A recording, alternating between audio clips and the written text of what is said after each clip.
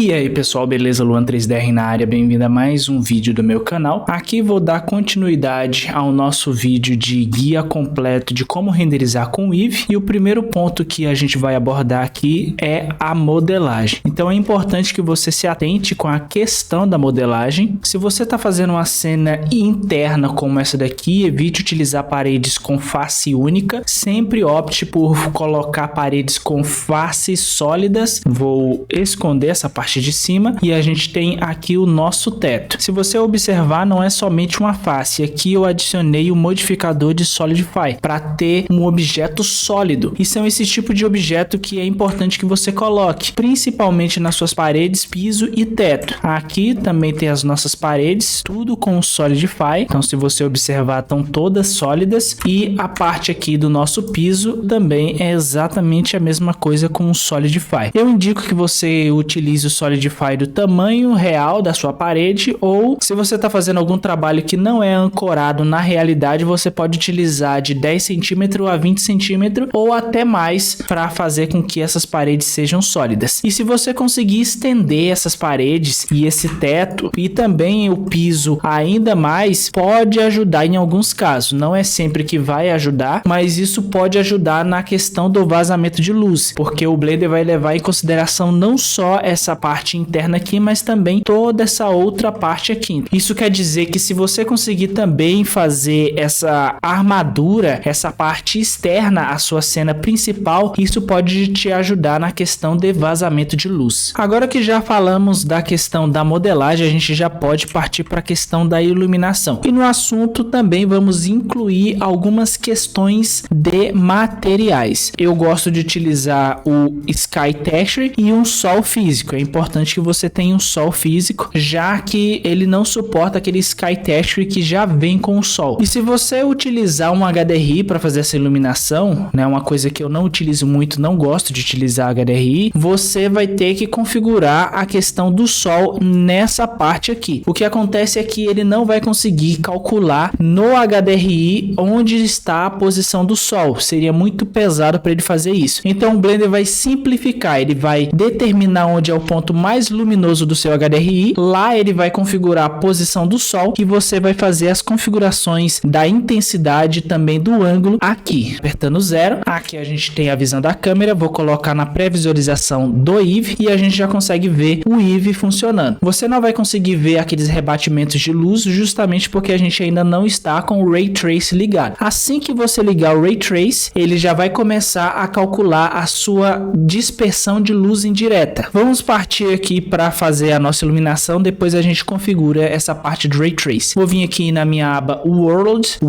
Properties, vou clicar aqui nessa bolinha amarela, vou apertar e pressionar a tecla S e ele já adiciona o Sky Texture para mim. Se você observar, ele diz que não suporta o disco do sol. Então aqui você pode até utilizar a iluminação em si, mas o disco do sol ele não suporta. Você ainda teria que ter esse sol físico para fazer a questão da iluminação direta. Aqui a gente já pode deixar uma configuração bem legal. Vou aumentar o meu ozônio, não tão forte assim, vou colocar aqui em 5. O meu Dust eu vou colocar em 2 e o meu Sun Elevation eu vou colocar em 50, que seria mais ou menos a posição do sol. O céu ainda vai sofrer essa influência da previsão de onde o sol estaria, porque aqui é como funciona esse Sky Texture. E a rotação a gente não precisa mexer, já que a gente não tem um Disk Sum. A altitude eu vou colocar 1000 metros, então 1 quilômetro. Se você está querendo representar um local real, você pode pesquisar previamente a altitude desse local e colocar o valor aqui em metros. O Strand eu ainda não vou mexer porque eu ainda não sei qual Strand que vai ser suficiente para essa cena aqui, justamente porque esse Strand ele costuma ser muito elevado. Provavelmente a gente vai utilizar o valor de 40 nesse Strand aqui, então é muito forte porque a gente vai fazer o bake dessa cena, já que você tá vendo que a cena fica legal, mas com bake fica melhor ainda. E esse novo Eevee ele costuma utilizar valores bem mais altos aqui na questão da iluminação. Aqui eu quero que o meu World faça sombra. Aqui a gente pode evitar esses vazamentos de luz que tá aparecendo aqui embaixo, adicionando esse Shadow aqui. Aqui você não viu nada, mas a gente pode evitar, então é sempre bom deixar ativo. Aqui na questão dos vidros, ele automaticamente, os vidros que vão passa a luz, ele já consegue deixar uma configuração aqui meio que padrão. Só para explicar o que seria esse Backface Culling, vamos pegar um objeto aqui, vou isolar. Deixa eu pegar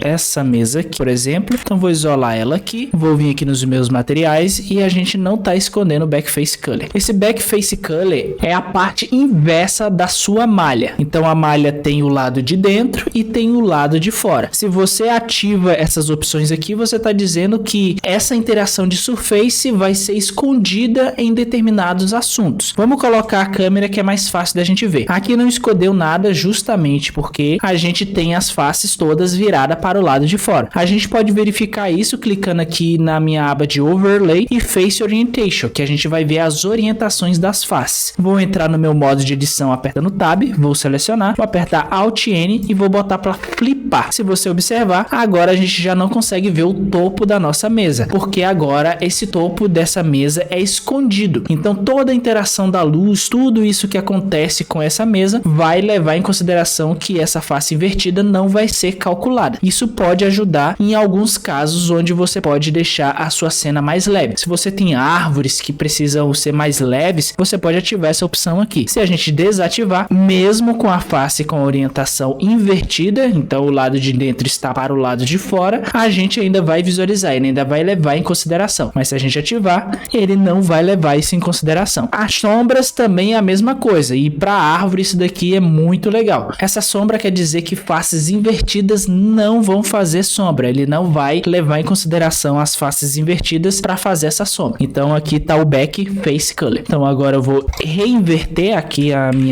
o tampo da minha mesa e a gente já vai voltar para a nossa cena original. Então você já sabe para que serve esse Backface Culling. Aqui Bup é a mesma coisa lá do Cycles para a gente fazer displacement. Se você quiser fazer displacement, você ainda vai ter que fazer a subdivisão da malha. Então você faz a subdivisão da malha, coloca displacement and bump e ele já vai levar em consideração que esse material tem um displacement. E aqui o transparent shadow. Se você quiser, você pode adicionar o método mais preciso, que é o método de Ray Trace Transmitter. Eu gosto de utilizar essa opção por padrão e isso é legal porque você consegue deixar os seus vidros coloridos. Então se você tem um vidro aqui, ó, a gente já consegue ver o lado de dentro. A gente ainda precisa mexer na espessura desse vidro, mas se eu colocar uma cor aqui no meu vidro, a gente já consegue ver do lado de dentro colorido. Já utilizando outro método, e isso fica mais difícil da gente ver o outro lado colorido, então eu gosto de utilizar esse método aqui. Então vou voltar aqui para a cor original e a gente já tem o nosso vidro aqui configurado. Então sempre que for vidro, é importante que você deixe essa opção de Transparent Shadow ligado e também esse Ray Trace Transmitter ligado. Se você não tem essas opções ligadas, a luz não vai conseguir passar aqui para nossa cena. Por isso que é importante que você tome cuidado ao configurar a questão do vidro aqui. Outra questão também é a espessura do vidro. A gente vai conseguir ver melhor aqui. Aqui você pode testar diferentes métodos e cada método vai ter o seu pós e contra e você vai buscar o melhor método de você fazer a configuração aqui dos seus vidros. Não é tão fácil assim. Vou vir aqui na minha aba de Shading para a gente trabalhar de forma melhor e mais otimizada. Então tá aqui. Aqui já tá por padrão uma espessura no thickness. Para você adicionar esse valor aqui é muito simples. Vem Shift A, Output e vem aqui em Value. Então só colocar o valor aqui você já tem a espessura do vidro. Aqui certificando que eu estou selecionando com material de vidro. Aqui já tá no método que eu gosto de utilizar e a gente vai buscar a melhor espessura do vidro. Então aqui ó, já achei uma espessura bem interessante, onde a gente já consegue ver o nosso vidro e o reflexo do nosso vidro está bem interessante também. E você vai fazer esse mesmo processo para todos os materiais de vidros que tem na sua cena, para que você obtenha o melhor efeito de vidro possível. Vou selecionar as taças aqui dentro, a gente também vai fazer a mesma coisa. Então, vou vir aqui, vamos ver se essas taças já estão com a espessura legal. Talvez ele esteja com a espessura muito alta. Deixa eu ver. Aqui tá legal. Se você deixar o valor em 0, o próprio Blender vai tentar identificar essa espessura e vai colocar para você. Agora, se você quiser colocar um valor personalizado, você pode, justamente porque aqui, se eu colocasse 0, a gente ia ter um resultado não muito legal.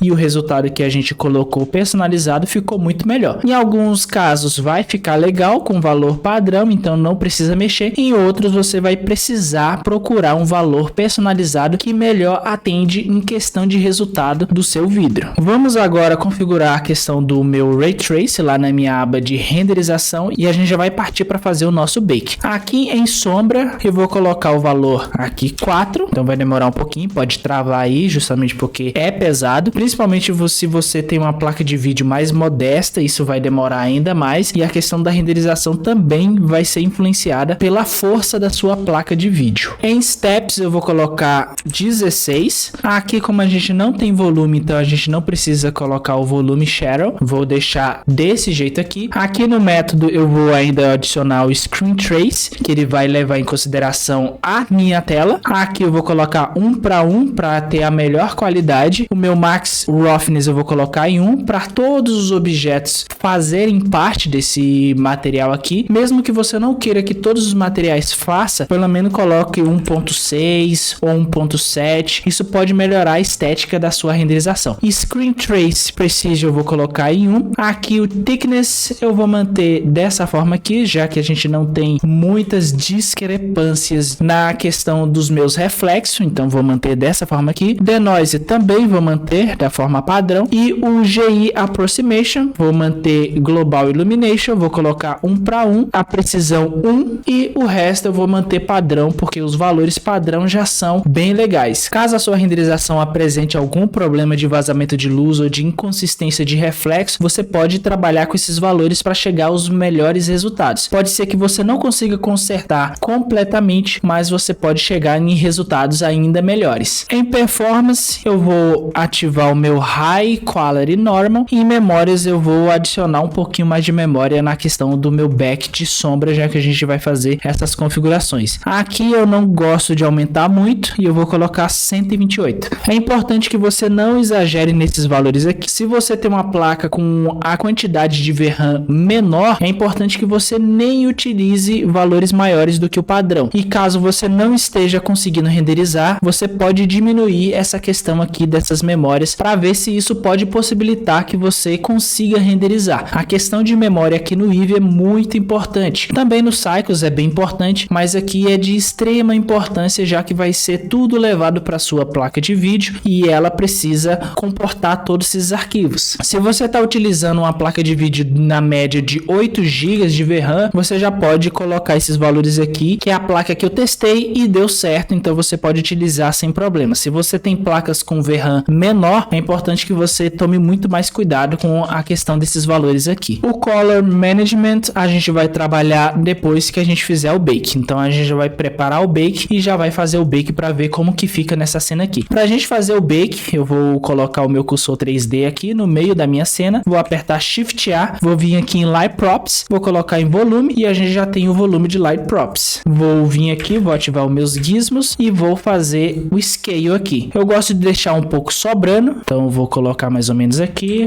vou dar um scale no eixo X e eu gosto de colocar aqui perto das minhas paredes. Então tá aqui, ó. Então sobra um pouquinho pro teto, sobra um pouquinho para baixo e também sobra um pouquinho para as paredes. Vou colocar na visão 7 e também vou dar um scale no eixo Y. E aqui a gente vai deixar sobrar um pouquinho também. Pronto. Agora na questão da resolução disso daqui, a gente já tem o bake com 2048 samples. Você também pode trabalhar com valor aqui no meu scanning. Se você vir aqui em Light Props, a gente tem o Sphere Resolution. Isso daqui vai ser mais responsável pela questão das suas sombras. A gente vai colocar algumas esferas de reflexo aqui nesse móvel, já que ele tem um espelho, então vou colocar uma esfera aqui. Vou aumentar aqui para 2048, não ficar tão pesado e também não como estava. Eu posso até englobar um pouco aqui a mesa, então coloco aqui essa parte da mesa e a parte aqui do nosso móvel. Tá interessante aqui, então vou deixar mais ou menos aqui. Aqui na questão da resolução, a gente vai mexer na resolução no eixo X, Y e Z. Quanto maior, melhor essa resolução. E também a gente tem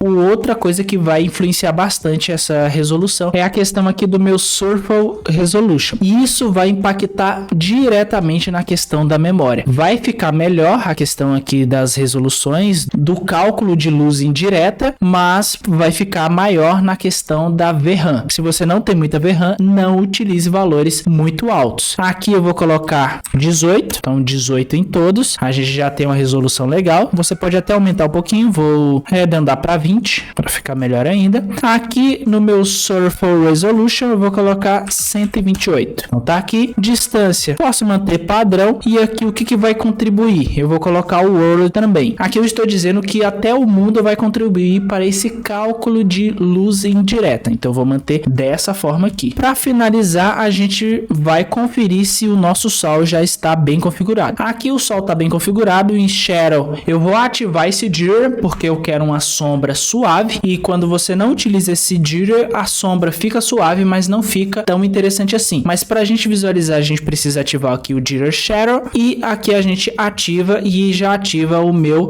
Overblow, e a gente já vai ter uma sombra bem mais suave do que a gente tinha antes e com uma qualidade bem melhor de sombra. Aqui a gente vai ter a questão da influência que a gente já viu na aula passada, e a gente já pode fazer o nosso bake. Vou selecionar aqui a parte do meu bake e vou vir aqui em Bake Light Cache. Vou colocar na visualização sólida só para ficar mais otimizado esse bake. Então vou fazer o bake e quando terminar a gente volta. Bake finalizado, vamos ver como que fica o resultado aqui, e a gente tem esse resultado aqui. Você viu que a gente tinha uma cena bem clara, mas depois de fazer o bake ela fica bem escura. E só para questão de curiosidade, o bake foi bem rápido, foi menos de 1 minuto, então é bem tranquilo de fazer o bake aqui. Até mesmo se você tem uma placa mais fraca, você vai conseguir fazer um bake relativamente rápido, não demora muito. E agora a gente vai trabalhar com a questão da força aqui da nossa iluminação. Vou vir aqui na minha aba de World Properties, vou colocar o Strand de 40 aqui, e a gente vai precisar refazer esse bake. A minha luz direta já está na força, eu acho que ideal, deixa eu ver aqui, tá 50 nessa força aqui, então você tem que colocar bastante força justamente para a gente ter um bom resultado. Você vê que tem alguns vazamentos aqui, não é algo interessante, deixa eu ver o que pode estar acontecendo. Vou vir aqui o Windows, talvez se a gente deslocar esse cubo aqui levemente, então vou só dar um scale aqui levemente para deixar um pouquinho mais para cá. Então leves ajustes assim pode ajudar nessa questão de vazamento de luz. Não é certeza que vai ajudar, mas se você der leves movimentadas ou leves scales para ter esses pontos em lugares diferentes, isso pode ajudar na questão dos vazamentos de luz. Aumentar a resolução aqui também pode ajudar, então se a gente aumentar aqui, ó, vou colocar um valor mais alto, então aqui, ó, valor mais alto, vou mexer um pouquinho no scale novamente, em busca da gente evitar esses vazamentos de luz, e vou fazer o bake novamente. Bake feito, a gente não teve uma mudança tão drástica, mas a gente já conseguiu mitigar um pouco a questão do vazamento de luz aqui, tá vazando nessa parte, agora não tá vazando tanto. A gente ainda também pode trabalhar com o meu Color Management, isso daqui é como se fosse uma pós-produção. Aqui eu vou colocar um valor de exposição bem alto, eu vou colocar 4 aqui, eu acho que ficou muito alto, então vou colocar 3 aqui, e a gente pode olhar com a questão aqui do contraste, se você quiser, não é obrigado, mas se você quiser, você pode trabalhar aqui num contraste diferente. Vou manter o padrão, e aqui a gente já tem a nossa cena com bake bonitinho. Aqui a gente já tem os nossos reflexos, aqui não ficou tão interessante os reflexos assim, a qualidade da renderização com certeza vai ficar melhor que isso, porque a quantidade de sample vai ser maior, então a questão das texturas vão ficar melhores. E se você estiver fazendo animação, é importante que você ative o meu Motion Blur, mesmo que seja bem pouquinho, talvez 0.1, isso pode dar uma questão dinâmica para sua animação muito maior, então eu ativaria. E a questão do output vai ser a mesma coisa que a gente já falou no nosso guia completo de renderização dos Cycles, que eu vou deixar aqui no card. Aqui você vai mexer na resolução, eu vou colocar um 4K aqui pra gente testar essa renderização, vou deixar 100% mesmo, mas se você mudar essa porcentagem aqui, você vai aumentar ou diminuir essa resolução base. Então se você colocar 200%, você está dizendo que essa renderização vai ser 2 vezes maior do que o 4K, digamos que vai ser um 8K. Se você colocar aqui 50%, você está dizendo que vai ser só 50%, então metade do 4K, que é o Full HD, porque o 4K é o dobro do Full HD. Então eu vou deixar 100% aqui. Aqui a questão de frame rate, caso você esteja fazendo animação, aí você vai determinar o seu frame rate aqui, e aqui é minha aba de output. Aqui você vai escolher aonde você quer salvar, clicando nessa pastinha aqui você vai abrir o gerenciador de arquivo aqui do Blender, você vai procurar a sua pasta, vai nomear o nome do seu arquivo, e assim ele vai salvar automaticamente somente a sua animação. Se você está fazendo animação e coloca para fazer aqui em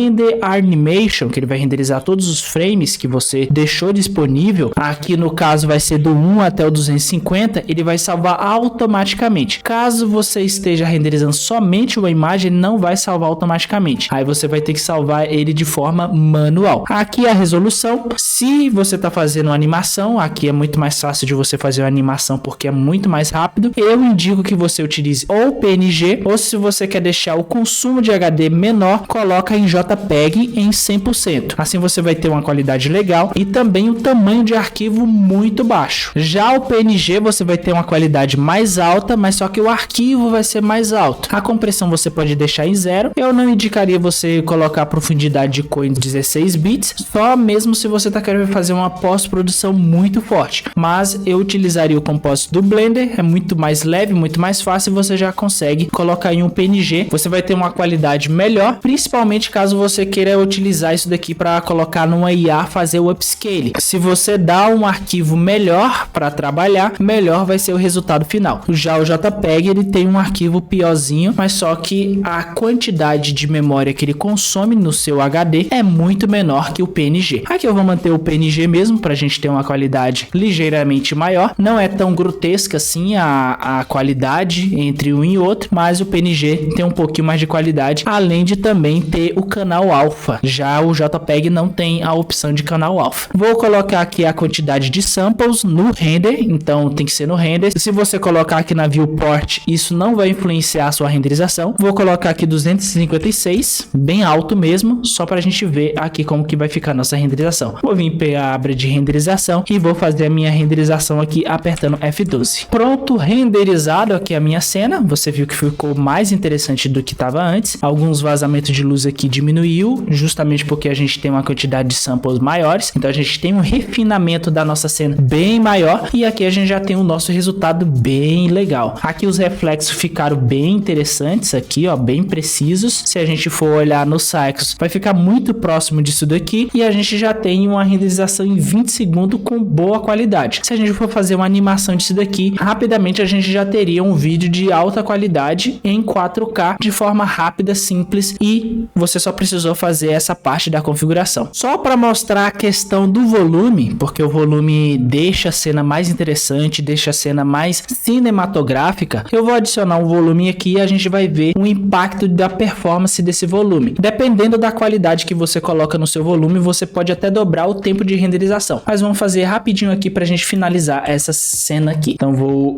criar um cubo, então vou vir aqui em Shift A, Mesh, cubo, e aqui eu vou adicionar um novo material. Vou apertar Shift A aqui na minha aba de materiais, Shader, vou vir aqui em volume, Principal Volume, vou colocar aqui em volume, e a gente já pode testar aqui na minha viewport a questão da densidade. Já vou colocar 0.1, porque a gente já vai ter uma densidade bem melhor. Aqui ele vai precisar fazer recalcular, e a gente já consegue ver a nossa luz, o rastro da nossa luz aqui. Aqui eu vou deixar menor, porque tá prejudicando a visão daqui dos nossos objetos. Vou deixar aqui 0,05. Ainda não ficou tão bom, então vou colocar 0,01. A gente já vai ter o volume aqui. A qualidade do volume vai estar aqui. Aqui tá na resolução 1:8. É a mais rápida de todas. Se a gente fosse renderizar, então vou renderizar aqui rapidinho. O impacto na renderização foi de 2 segundos a mais. Então a gente já teve 2 segundos a mais de diferença. Vou dobrar a qualidade. Aqui nem precisaria ter uma qualidade tão alta, justamente porque a gente tem uma iluminação mais difusa. Agora, se você tem uma luz direta mais dura, aí sim a resolução vai fazer um pouquinho mais de diferença, como a gente já viu na nossa primeira aula. Então vou colocar aqui 1/4, o impacto aqui de mais 2 segundos e a gente vai ter a nossa sombra com uma qualidade melhor. Aqui, como a sombra está difusa, a gente não consegue ver tanta diferença. Agora, se o nosso sol fosse um sol mais duro, uma luz mais dura, a gente veria a diferença no desenho aqui da nossa sombra. Vou manter dessa forma aqui e a gente já tem uma renderização bem interessante. Aqui só ficou um pouquinho ruim aqui a parte. Deixa eu só observar como que tá o vidro aqui da nossa cômoda.